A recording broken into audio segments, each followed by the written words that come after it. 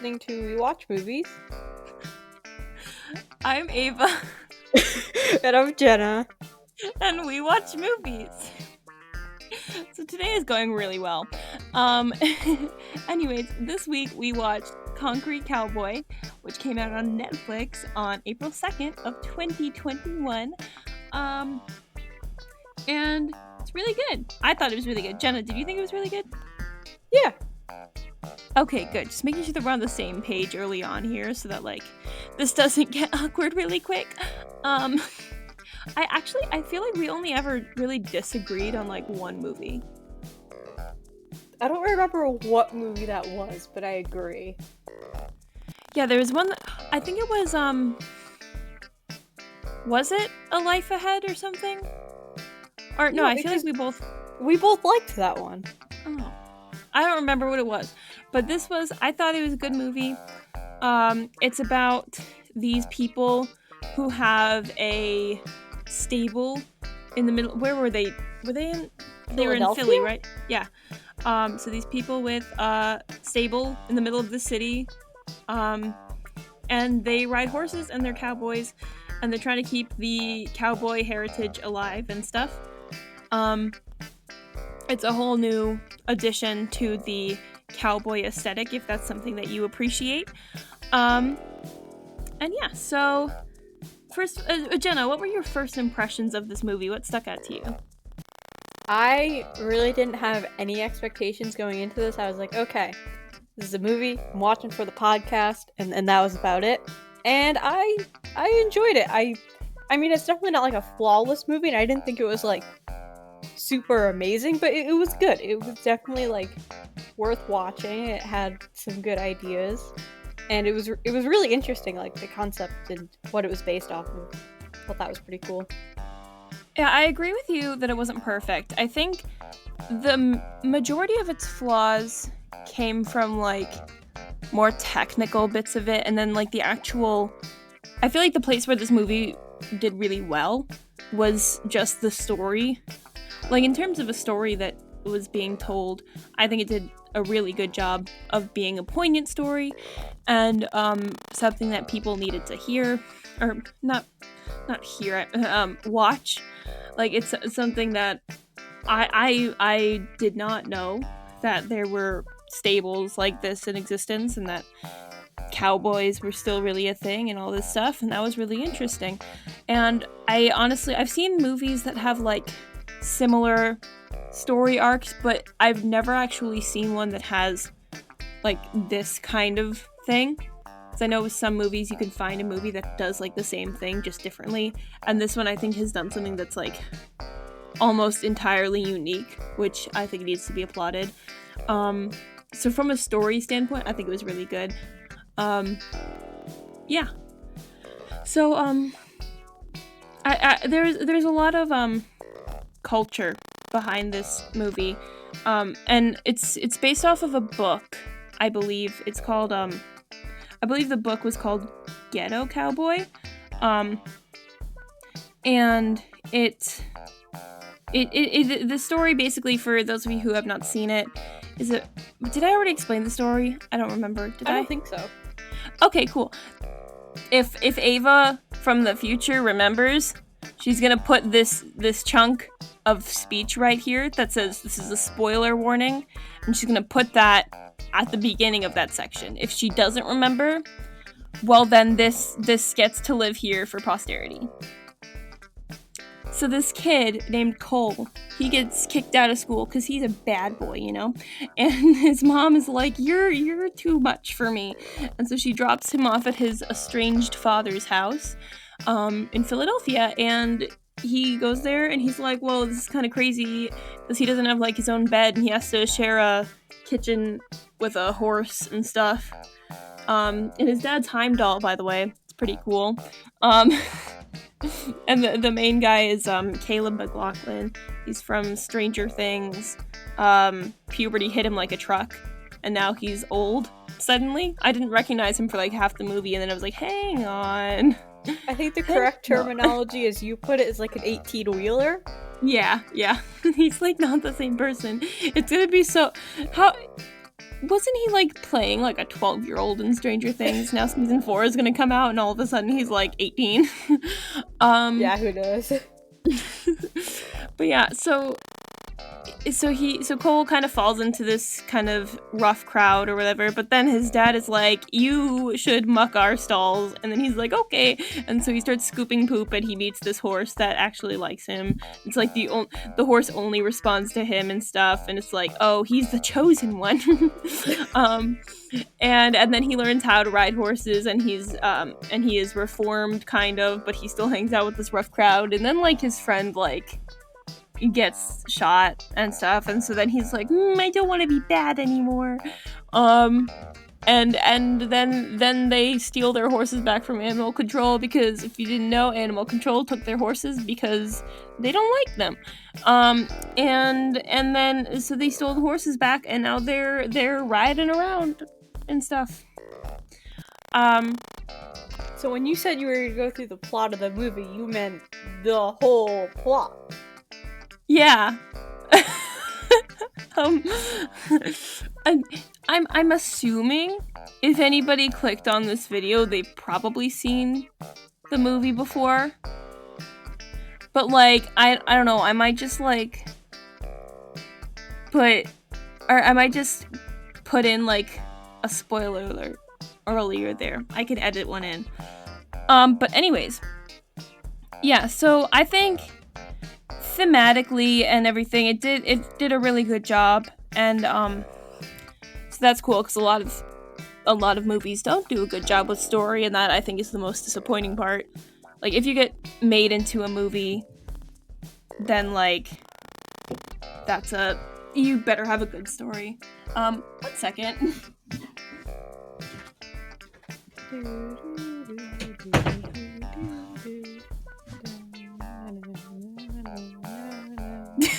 I have returned.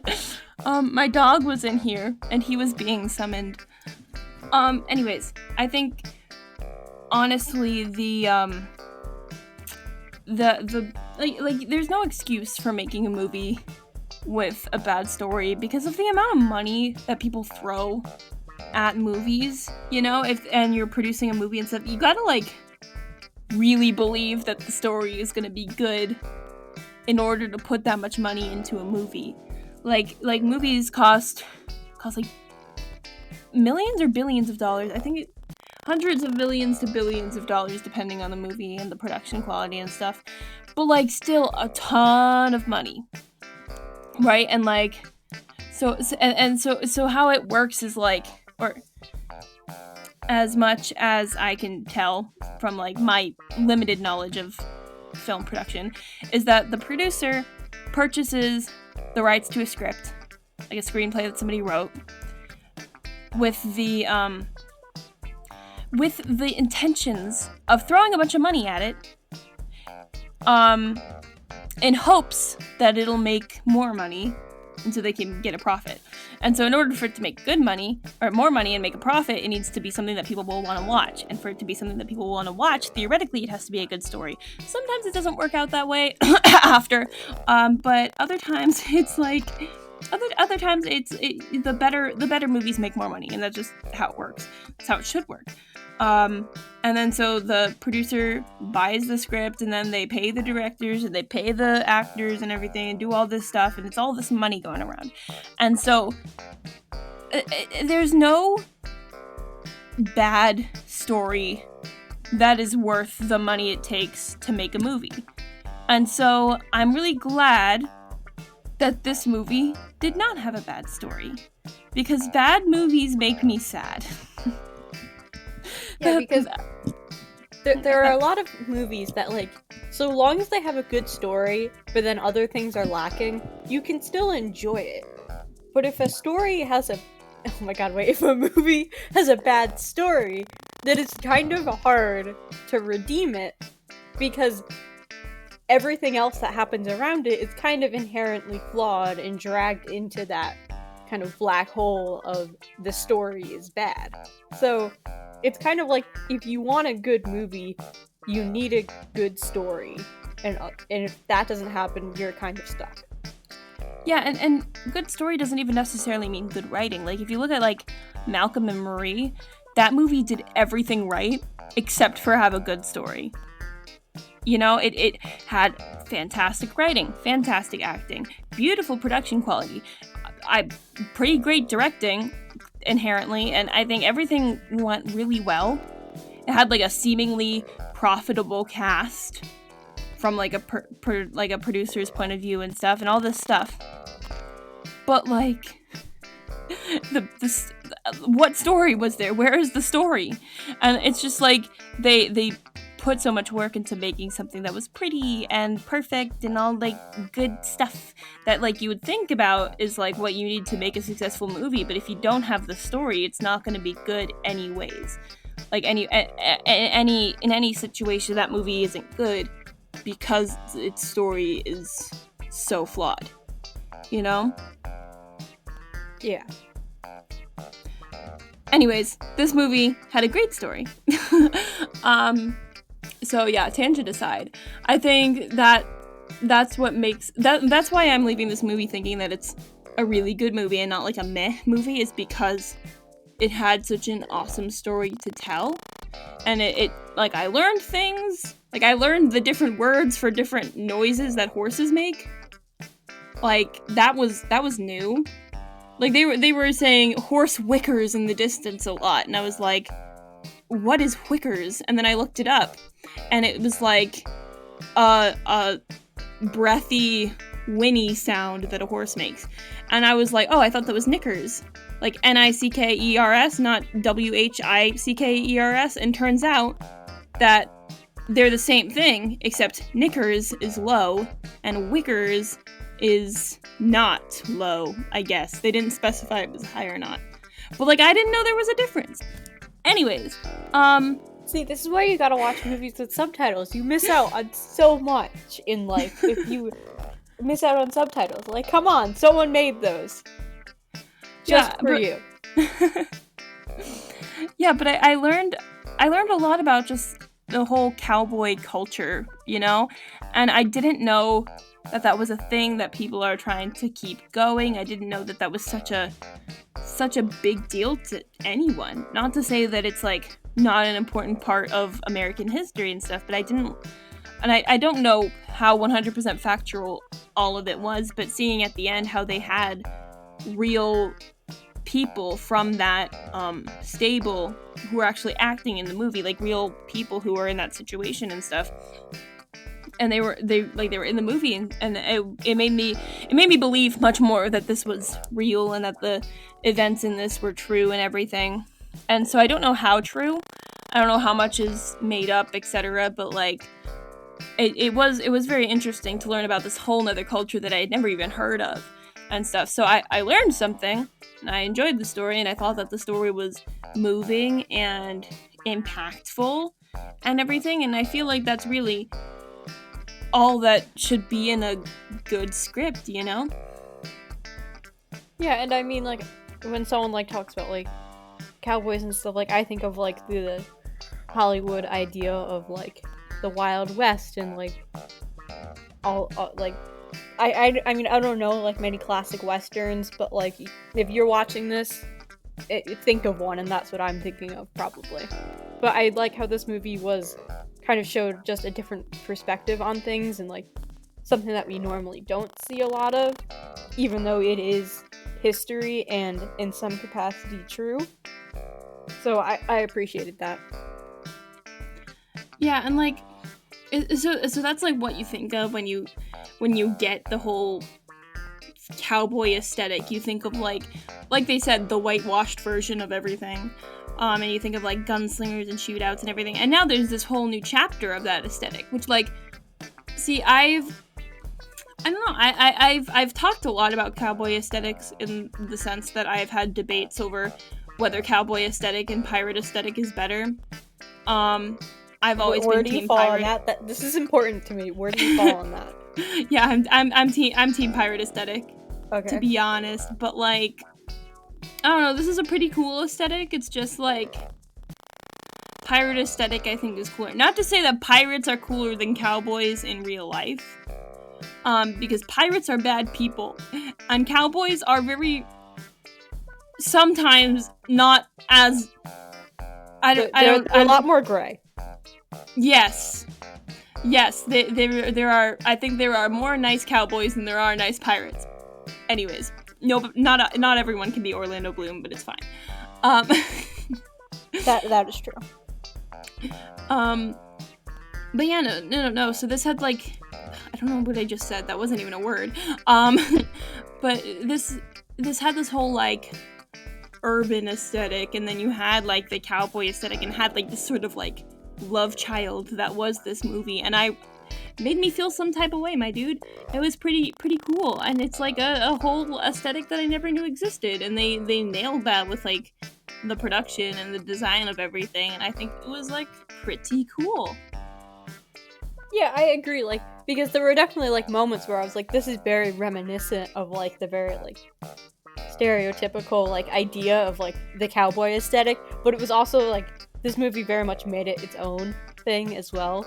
I don't want to say it leaned into the aesthetic, but it definitely used it, because I mean it fit the movie, but it was very much its own thing, and it utilized the story it was telling and how it relates to the overall aesthetic. It just, me too, Ava. I thought it was pretty grand. Yeah. Overall, the way that they made this movie, it felt very familiar and so unique at the same time. And I don't know how they really managed that, but I'm here for it. But all that good stuff aside, it's not perfect. It had some issues. Jenna, what were some of your grievances with this film? There is one grievance that kind of sticks out to me above the other ones, but I don't know really how to put it into words, because I was thinking about this. I was doing some chores today, and I was how do I want to phrase this when we talk about it later? Because part of me was the plot kind of meanders, and I was well, I mean, that's not completely correct, because the plot does meander, but that's not necessarily a bad thing. But I don't know, there are certain parts of the story where I'm it just went back and forth a lot, and it didn't feel very stable, haha, staples. But it kind of I feel like it wanted to go in multiple directions at the same time, so it tried to compromise, but it didn't completely work to the full effect. That didn't make any sense, but hopefully you got something out of that. There was a sort of, I guess, sense of, or not, a lack of commitment, I guess. Yes. In terms of the I don't know, pacing maybe. Yeah. But I found it more in the performances, to be honest.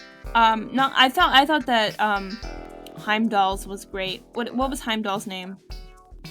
The dad. Oh. It started with a C, didn't it? No, it was Harp. His name was Harp. Oh, okay. His son's name is Cole, but actually his name is Coltrane, which I think is way cooler than just Cole. Cole is some come on now, basic freaking name, and then you've got Coltrane. That's an epic name. I feel like if I were him, I'd go by Coltrane all the time. I'd be why did he go by Colt? That would have been so much better, because you got horses. Yeah. Oh my god, wait, so Cole, well. that would have been so good. But no, if my name was Coltrane, I would be they'd be oh, what's your name? I'd be Coltrane. My friends call me Coltrane. And then if people tried to shorten it, I'd be no, I hate being called Cole. Cole is basic. My name is Coltrane. But no, I think that the dad's performance was pretty good, but there weren't any of those moments during this where, I mean, there were moments in the storytelling where I was wow, that is an incredible story, this is an incredible moment, but I've never, when I was watching this, thought, wow, this was an incredible performance. And I got that from I've gotten, wow, this is an incredible performance from Ma Rainey's when in Chadwick Boseman's performance there. If he doesn't get the Oscar for Best Actor this year, I'm gonna throw hands, because gosh, that was pretty freaking amazing. But anyways, it's I didn't get that wow moment. You know, you can get those wow moments from like movies that aren't stellar, that don't have fantastic stories, because like sometimes people think that like to have those wow, this is an amazing moment in a film, sometimes people think that that also suggests good acting and vice versa. But like, you know, you look at like you can look at Malcolm and Marie and think, wow, these are amazing actors, but still think, wow, this is such a blah moment, or I don't really care. Versus you can have moments that are like, wow, this is a really awesome moment for this film, and still have a blah performance during it. And so then there were no moments in this where I was like, give this man an Oscar, at any man or woman in this film. And it was kind of disappointing because there were so many moments that could have been elevated so far. I did think there was a really great moment of acting, actually, when the paralyzed man finally got to ride a horse, but it wasn't so incredible that, like, my jaw dropped or anything, and that was kind of disappointing, because, like, if the actors, like, really, really gave in to the story and, like, committed and, like, had that sort of commitment, I feel like the story itself and the plot would have been, I mean, not that the story wasn't good, but it would have been so amazing, I guess. There wouldn't be that sort of sense of non-commitment, because I feel like that's where that was coming from. Yeah, and I mean, I didn't think the performances were necessarily bad, but they weren't like super stand out. Like, They felt a little one-tone, like, this is what the character is, and this is what I'm gonna do the whole time. And there wasn't much emphasis on emotion. It was like it's not like there were scenes where like it was acted or directed really like weirdly or poorly. It just, there was also no like motivation, like none of the acting like stood out to me. I'm remembering some of like the story beats and like, oh, this guy died, oh, and then but they fought before, and like they're standing by his grave, but like I don't remember any of the performances because the movie didn't give me any reason to remember them. Yeah, like it frustrates me sometimes when certain things, like, people take certain things in movies as like, if it has this, it's going to be a good movie, or if it doesn't have this, it's going to be a bad movie. There's no make or break when it comes to like watching movies, and I've learned that more doing this podcast than anything else, because I've been able to watch so many different types of movies. And you know, it's still, I'm not going to say that the story was bad. I'm not going to say that this movie was bad, because it wasn't. I really, really liked it. But if it didn't have such an awesome story, or if the production design wasn't as like flawless, I guess, I would have been ripping much more into these performances, but like, I will forgive them more because the rest of the movie was good. And also, some of these actors were like literally people from the actual farm, and so they weren't necessarily like professional actors. I don't know what their acting background was, and I think it's really cool that they got to be in the film too, so that's cool. But yeah. Yeah, and I mean, like, I didn't even really tell, like, afterwards. I was like, oh, well, it makes sense that, like, beyond just, like, the roles they played in the movie, like, oh, this was someone who was, like, just, like, someone from real life in this position. Like, there wasn't, like, much difference to me between, like, the actors and the people that were acting in this movie from real life. Like, I couldn't really tell, which, like, I feel like kind of shows that, like, there was some disconnect. Because normally sometimes you can tell afterwards when you find out, like, oh, this person isn't, like, an actor by trade. You're like, oh, well, that makes sense. But, like, there wasn't any disparity between the different performances, which sometimes happens. So, like, on the one hand, it's good, but on the other hand, it's like, is it, though? Yeah. I feel like... I think that, what is his name? Caleb McLaughlin, or... McLaughlin. I don't know how to pronounce his name. I don't know how to pronounce names. This is a running theme in this podcast. He could... I feel like I don't remember, actually. I don't remember if I'm just liking it more because it's Stranger Things or not, but I think that his his performance in Stranger Things is more memorable than this one. But this, like, I think this character is more memorable than his character in Stranger Things, but I think his performance in Stranger Things is more memorable than this character, if that makes sense. That makes perfect sense. Or not this character, his performance. I don't know what I'm saying, to be honest. But, yeah, no, I feel like so there are definitely ways that this movie could have improved. And it could have just, like, edged it that much further. That might be why it has, like, a 77 on Rotten Tomatoes, which is still really good, to be honest. I think I consider anything over a 60 a pretty decent score on Rotten Tomatoes, especially seeing as how, like, critics love to judge things.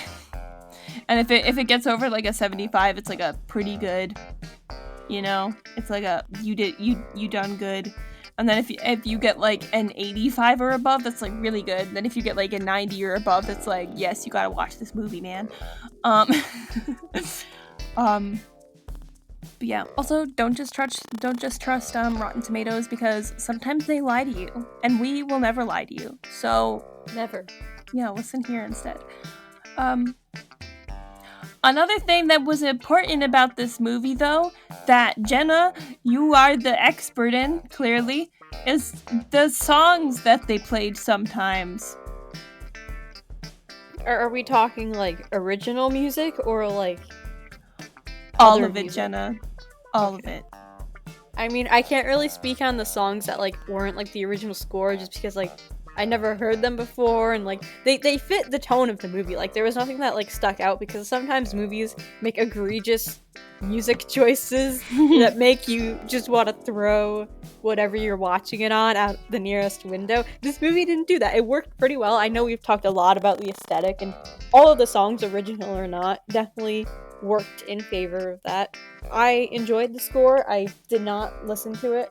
That's becoming a running theme, because I always watch these movies, like, the day of, so I don't have time to listen to the score on its own, but I definitely did enjoy it. There were definitely some moments where I was like, I feel like there's some definite thought going into this, and I mean, it all just, like, really made it feel like a cowboy movie, even if it, like, wasn't taking place, like, along the wild, I'm doing air quotes right now, the Wild West with, like, tumbleweeds and cacti. It felt like that, but it also had, like, some more, like, modern or, like, influence that felt, like, more urban. Urban can mean a lot of things, but just work with me here, you know? So I enjoyed the music. It definitely worked in favor of the movie. They just needed, like, a moment with that, like, you know, that Western sound where it's, like, the whistle that goes, whoo! And then, like, the like, guitar, something that goes, wah, wah, wah. You know, that, like, when they're about to do, like, a shootout, and there's, like, tumbleweeds in the distance, and they're the two cowboys, and they, like, whip their jackets back, and they, like, pull out their gun, and it's, like,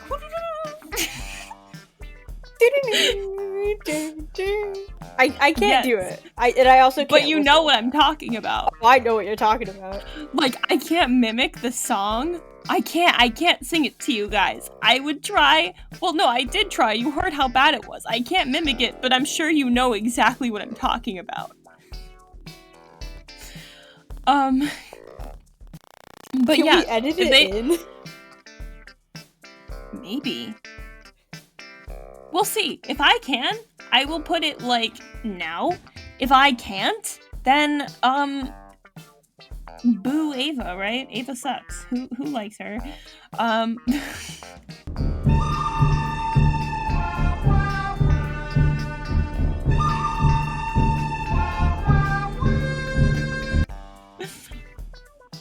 Anyways, I think if they could have put, like, an ode to the old gunslinger kind of things, that would have been really funny. But I also feel like it would have, like, it probably would have detracted from the movie, and I'm just saying that because I think it would be hilarious if they did that. And it also probably in some ways would probably end up having been, like, offensive or something, because this is talking about, like, the actual culture of cowboys. And then we're like, oh, do the thing. Yeah, no, like, you probably shouldn't put it in, but, you know, look, like, we can say that in retrospect for entertainment. And, like, if there was some way to put it in, like, in a different way, that, like, the audience can still pick up on it, but it's not, like, distracting or, like, contrary to the point of the movie, that would have been fun. They could have played it in that part where he was trying to, like, catch Boo. Yeah. And he was like, okay, I'm gonna approach you now, Boo. And it could have been like, doo-doo-doo. Blah, blah, blah. that was like an emotional part of the movie. Well, I think, you know, it would have made it more emotional.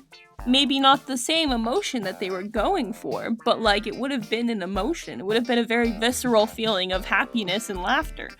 I think it would have made this movie a workplace comedy. Yeah, it probably would have. It probably would have disgraced everything that this movie was going for, which would have been disappointing. If they had done that, you know what, this is what would happen. If they had done that, I would have logged onto this podcast and been like, you know, this is a great movie, but it would have been so much better if they just didn't do that. I wish I had the editing power to take that clip and put that sound over it. Oh my god. There are so many things I wish I could edit. Dude, I probably could do that if I tried. If I can do that, I'll, like, send it to you. Put it on the WWM Productions Instagram. You guys follow that? If I can do that, I'll put it up. But it's probably like 8 different kinds of copyright problems. Which is why you probably won't end up seeing it. But yeah, I think, I don't know. I like speculating about fun stuff like that. But you know what I've noticed recently in, like, the world of movies? Give me your insight, please. I've noticed a lot of, like, book adaptations, which I'm sure you're loving that because you're the book nerd here.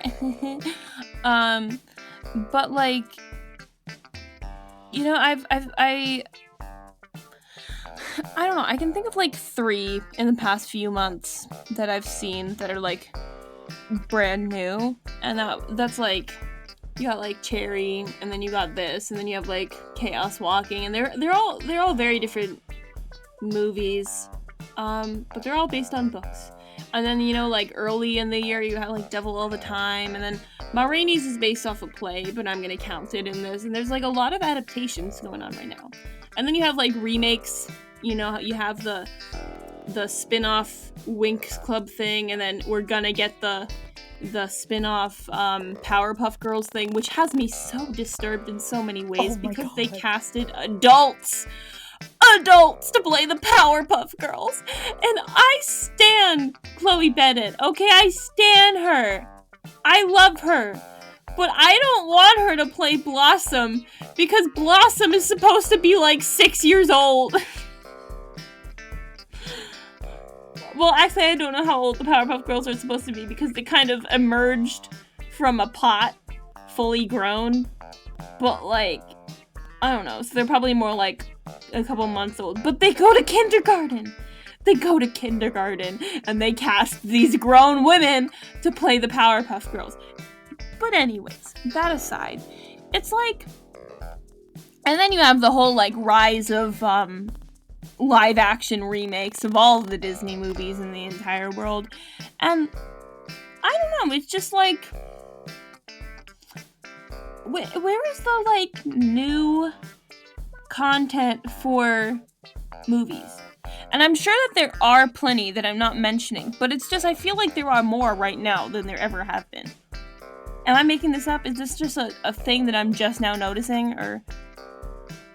You know, I'm feeling pretty attacked right now as I'm planning on making a video about book adaptations I'm excited for my next video. Another one? Part 2?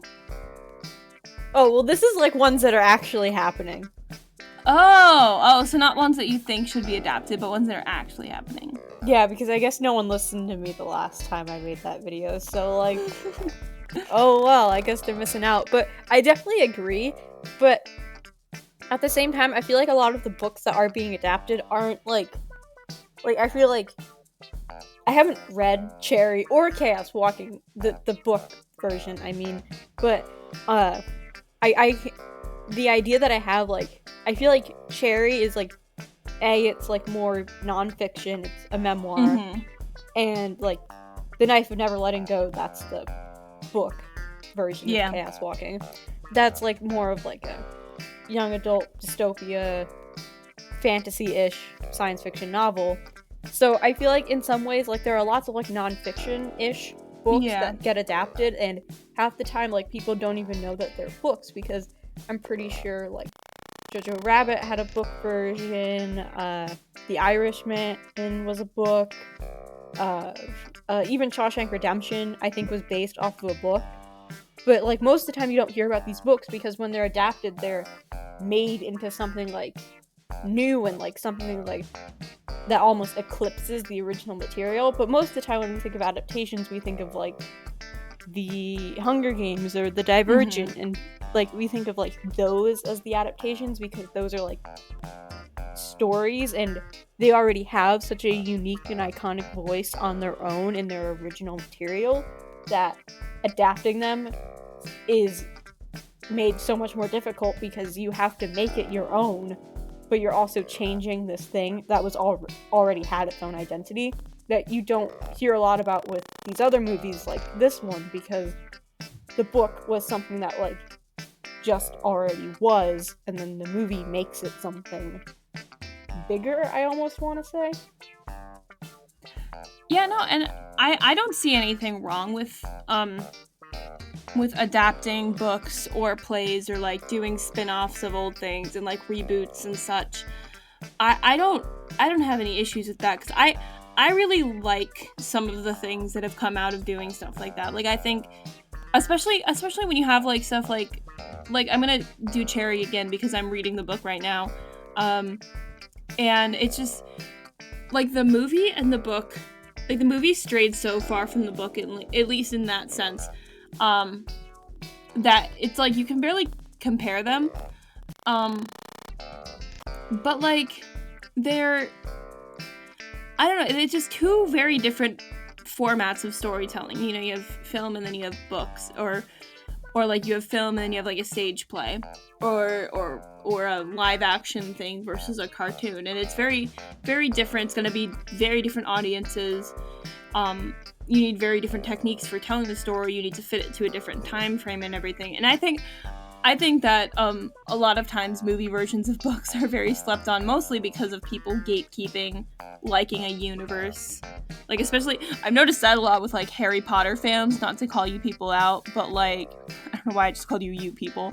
But, like, people gatekeeping, oh, you can't be a fan of Harry Potter if you haven't read the books. Or it's like, oh, I like Harry Potter and stuff, and then they'll be like, oh, what's your favorite book? And you're like, actually, I haven't read the books, I just watched the movies. And they'll be like, you what? And I've always been, like, a big sort of supporter of, you should be able to enjoy the movie without the book, or the book without the movie, or both at the same time, and enjoy them for what they are separately.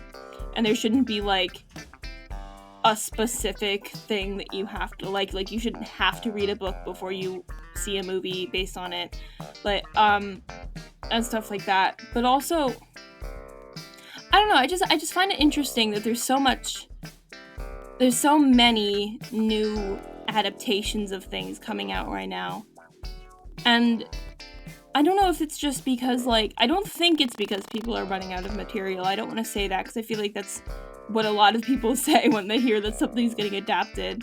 Like, I've seen a lot of trolls be like, this is getting adapted into a movie, can people not think of anything new to do? Or, like, people will look at, or I don't know how many people have done this, or if it's just the people who are loud and annoying that I've been noticing, but, like, people will find out about a book getting adapted to the movie, and it's, like, their favorite book or something, and they'll be like, ugh, they're gonna ruin it or something. And I don't support that mindset or whatever. But I don't know, I just find it interesting, and I don't know if it's because of, like, the state of the world we're in, because a lot of people blame a lot of things on the state of the world we're in right now, or if it's just, like, a natural thing, because there are so many good books that just need to get adapted. And I don't know if it's always been, like, there was this many reboots of everything. But, like, I don't know. Just a thought. Yeah, I mean, I'm not against, like, adaptations and, like, reboots and all of that. Like, I do think that, like, some of it is done not from a place of, I have a genuine idea of how we can use this story that may already exist and do something interesting with it. I do think there is this, like, growing movement, I guess, of, like, people, like, saying, like, is it creative thinking or is it economic thinking that's driving this? And there are definitely some examples where you can say, like, was this done for any reason other than money? And that's definitely disappointing, especially when people start to, like, think that, like, just because a few are like this, all of them are like that, when it's like, no, that's not true. If you have a movie that's, like, 30, 40 years old, and there's someone out there who, like, really has a vision of, I want to take this and I want to try something new, I don't think that's a bad thing. I mean, if you look at it, like, there are so many, like, if you take any Shakespeare play, it's been performed, like, all throughout time since it's been written, and it's not because, like, no one had any, like, better ideas, it's because people have always been, like, not like changing them, but, like, adapting them in their own way. Like, when we had to study Macbeth, and there's, of course, just, like, the straight way you can do it, like, this is how it would have been performed, like, back in Shakespeare's day, that's what we're gonna do, but then, like, we had to watch a version with Patrick Stewart in it, done by, like, the BBC or something, and that took place in, like, a World War II, like, Cold War, like, kind of era, that it's still Macbeth, but everything around it is kind of shifted to kind of tell this other story that uses the story of Macbeth. So I don't think it's necessarily a bad thing to be taking stories that we already know and changing them. I think it's just a matter of, if you do that, you just have to work under the risk that if you're not, like, thinking clearly and you're kind of just doing things, you run the risk of not performing well because you're doing something that's already been done in a far inferior way. Yeah, I feel like it's always been kind of interesting to me, because, like, now, since there are so many, like, adaptations of books, when a book becomes popular, like, the next step is, like, who's gonna buy the movie rights, you know?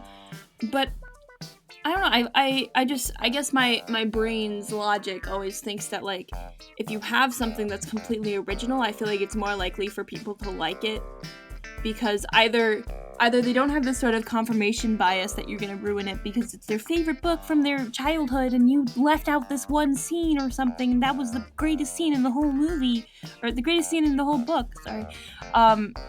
But, like, I don't know, I feel like if you're remaking something, or you're adapting something, or rebooting something, either you're gonna want to do something different, in which case, you know, people are gonna crap on it because they're like, I don't like how you changed this. It was good already. Why'd you have to mess with it? Or you can do something that's, like, exactly the source material, in which case you're gonna have people who are like, why'd you even bother remaking this? Like, this is the same thing. And then you're always gonna have to live up to the original source material. It's like, you gotta do it better than the original, otherwise people are gonna say, like, it was a waste of money and stuff. And I don't know, it's like, I don't know, I just never thought of, like, I know that people remake things for money because they know that people like the books and they know that people are going to go and see it just because of the book. But I always thought, like, you know, doing an adaptation or a reboot or something would never do as well as something that was really good. But the reason that, or not really good, original, sorry, but the reason that it does do so well is because the book itself is like its own form of advertisement, you know? Yeah, and like this conversation is kind of funny to me, and like in a little over 2 weeks, my favorite book is getting adapted into a TV show on Netflix. Like, sort of, not completely, because context for this book is Six of Crows by Leigh Bardugo. It's fantastic. You should totally read it. And it's getting into adapted called Shadow and Bone, and the reason it's called something different is because Netflix gained the rights to 2 different books that this author wrote in the same universe. So they're being adapted at the same time into the same show, despite the fact that in the books, they really have nothing to do with each other. So now I'm in kind of a weird spot because I enjoy one book and the other book not so much. So this conversation has been kind of interesting because I'm sitting here like, wow, my favorite book is being adapted into something, and they're making a lot of changes. So like, I have no idea what's going to happen because I'm kind of trying to go into it like as like clear-minded and clear-eyed as possible. Just like, this is something that was made. It doesn't have to influence how I think of the book. But at the same time, like, these are still the characters that, like, I really love, and, like, there are still elements of the story that I really enjoy. So it's, like, this weird dichotomy of, like, I want to like it for the thing that I already know, but I also want it to be good on its own, and I don't know which one of those ideas is going to win out. But it's just this, I don't know, it's just, this whole conversation I've just been thinking about, like, the things that we adapt and, like, how much of, like, that has to do with the original and like how much they kind of feed on each other. Yeah, one of my favorite books of my all-time favorite book of all time. Wait, my favorite book is getting adapted into a TV show for Netflix as well. Wow, twinsies! Except I think they're starting filming at the beginning of the summer, if I'm not mistaken. It's called Lockwood & Co. I probably brought it up before. I feel like I have. I first discovered it in like 5th grade and fell in love with a character. And the entire book as well, but like, you know. Anyways, as you do. I just see, the thing is, I know that if it sucks, I'm going to be very upset. And I don't want to think that way, and I definitely like get annoyed with people when they're like, oh, I hated that movie version of my favorite book, you know, I like it sucks that you like it and stuff, like it makes me so annoyed, blah blah blah, and then I'll like judge people for having that mindset, and I know that I would be one of those people with that mindset, and I try not to, but like it would be just like an automatic thing, because I would be so annoyed. I'd be like, this could have been so good. They could have cast so-and-so, or they could have done this, or they could have not removed that. And so I get where they're like coming from. And I know I'm gonna be a hypocrite about it unless this show is like perfect. Which is a problem that I need to deal with on my own. But I don't know, I have really high hopes for the show.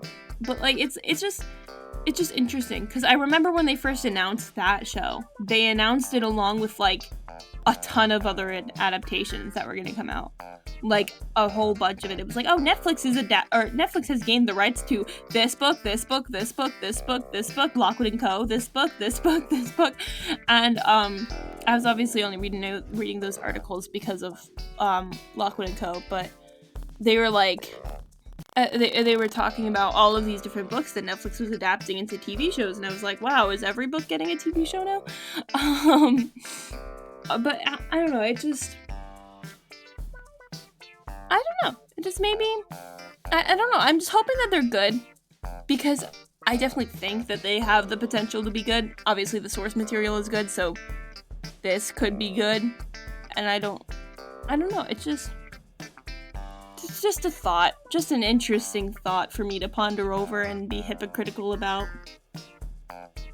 Yeah, and I mean, it all comes back to this movie, because I can't speak on the source material because I haven't read it. It's scandalous. Sorry, but I can't speak on like the adaptation aspect of this movie, but it definitely had a solid story to go off of. I'm not sure how much they pulled, but they definitely had something, and they still created something that was really enjoyable, even though I haven't read the book.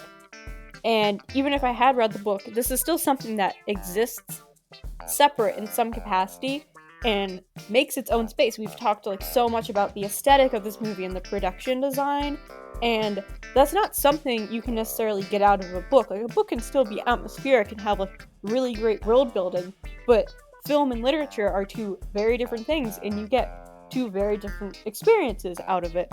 And this movie was its own experience, and I think that is what helped make it so great.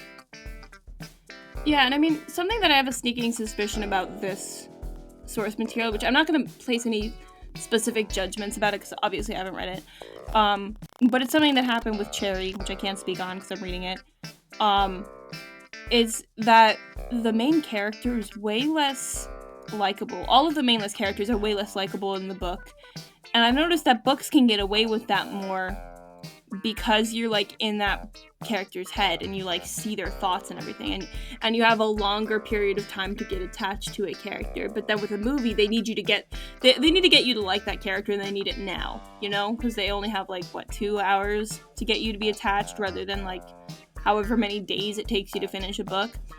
And so like, you know, you have like in Cherry, you have these characters that are generally good people, but they have a messed up situation, and they're generally likable characters, but they're very, very flawed still.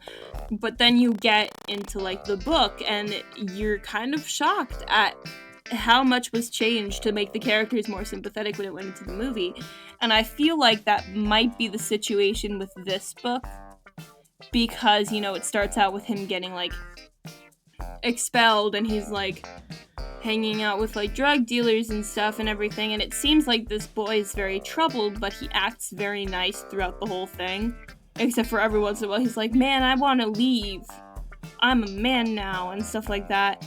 And so I have a sneaking suspicion that if they changed anything significantly in this movie, I would place money on the fact that they made him more sympathetic for the movie.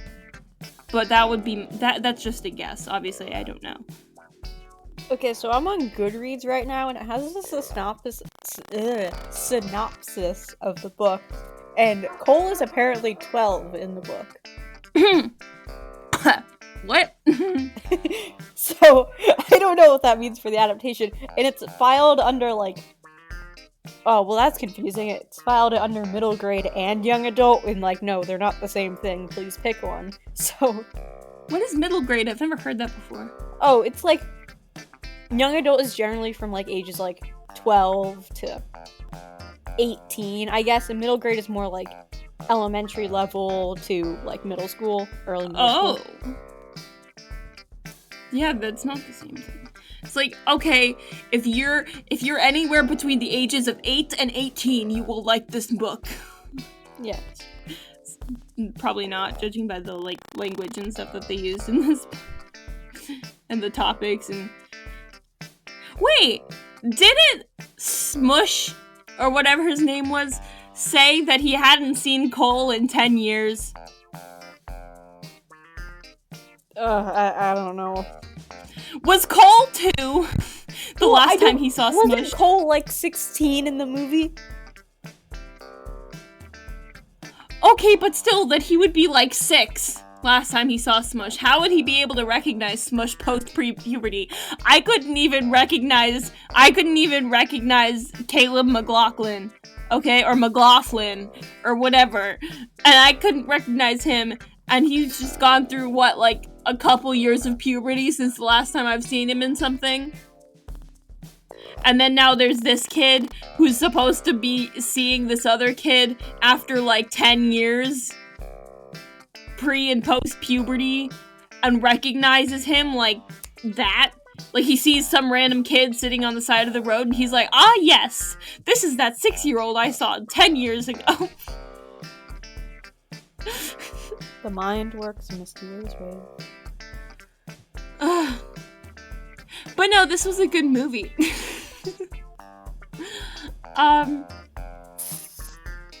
I've noticed that we spent like half an hour actually not talking about this movie, but that's generally how this podcast goes. And so if you enjoyed that kind of like tangentially related tangent, I don't even know what I'm saying right now. If you enjoy this kind of nonsensical nonsense, that's our brand.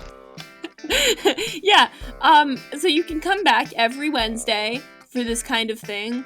Hopefully this gets out on Wednesday. Both Jenna and I thought it was Tuesday today and got kind of confused when it was like, wait, we're supposed to be recording something. We had our reasons.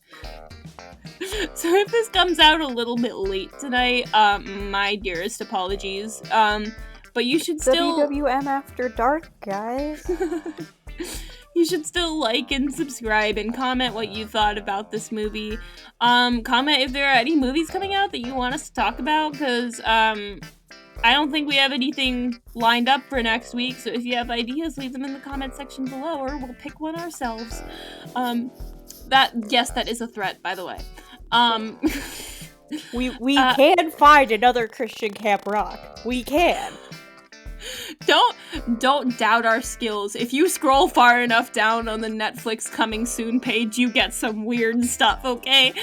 But yeah, so like, comment, subscribe, and do all that fun stuff. If you're not on YouTube right now, you can go to our YouTube and like, comment, subscribe, or you can follow us on whatever platform you're listening to. If you're on YouTube and you hate YouTube, go into our description and find a platform that suits you better, because they're all down there. And yeah, follow us on Instagram. We have an Instagram now. That's also in the description. Unless you're not on YouTube, in which case check us out on YouTube and you'll find the link, or just just search WWM Productions into your Instagram searchy thingy and then click on us and then follow. We have like 20 followers right now. Not that we have many more on YouTube, so like, I don't know. Support us. We're lonely. Please. But yeah, so that was this episode. We'll see you next week. Well, actually, on the YouTube channel, we'll see you this Sunday when I release a video about something I have not picked yet. Hopefully it'll be good. I can't talk for the quality of my videos because, frankly, I don't know until I make them. So yeah, check us out on Sunday, check us out next Wednesday, and so forth for however many weeks you decide to, pay attention to us. Jenna, anything to add? I have been thinking for far too long today about how I could make a joke about horse girls pertaining to this movie, but I just can't do it. Okay, bye!